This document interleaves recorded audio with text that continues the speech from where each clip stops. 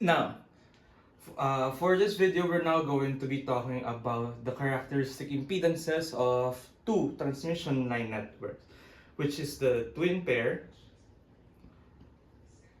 and the coaxial cable. Alright, so let's describe the twin pair and the coaxial. The twin pair is essentially just two wires running in parallel with constant width, constant spacing, and constant material in between them. So the dielectric constant remains the same. And for the coaxial, it is two conductors. One of them is inside, so this is the inner conductor, and the others are outside. This is the outer conductor with a certain thickness, which is constant all throughout the wire. And in between them is a dielectric. It's usually plastic, or it could be air or what? No, not water, because water is conductive. But yeah, so that's what a coaxial is.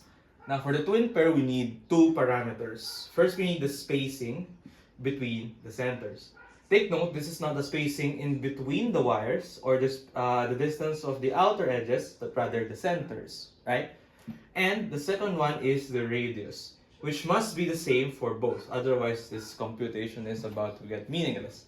Now, the formula for this, the characteristic impedance, is first we need to find the ratio of the spacing, which is S over R. And then we need to find the natural logarithm for it. Alright? And then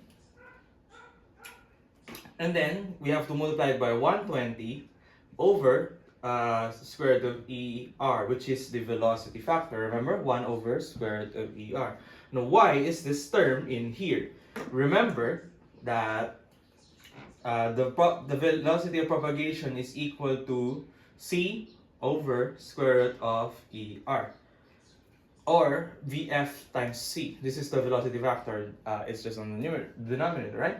So why is this term here? It's because if the speed of light is slower, which happens with higher increasing epsilon r's, well, the signal gets transmitted slower, so the impedance is bigger in that respect. So that's why epsilon r appears there. Now, for the coaxial cable, we need to find two parameters. First parameter is the diameter of the inner circuit. Second is the diameter of the dielectric.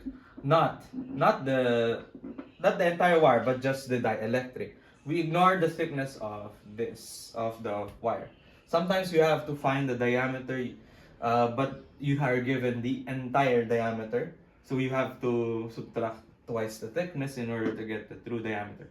The diameter of the dielectric between them. We call this big D.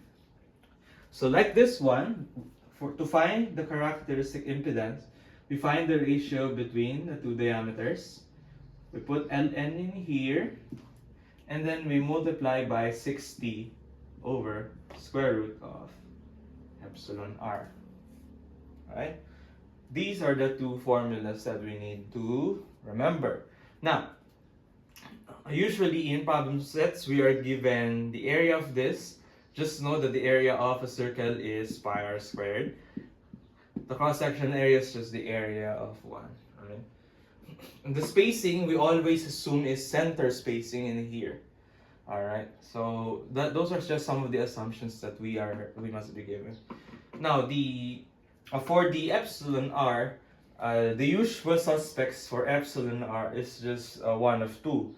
Either 1 for vacuum or free space, 1.0006 for air, and rarely I see 2.7, I think, for polyethylene, and 2.3 I think for Teflon or whatnot. But usually it's either 1 or 1.0006. If we're not given an epsilon r or air or vacuum or whatever, we usually assume it is air. But some people like to assume vacuum, and the difference between them is minuscule. Anyway, so let's just warn warn the guy who is about to check your paper that you are assuming a vacuum dielectric.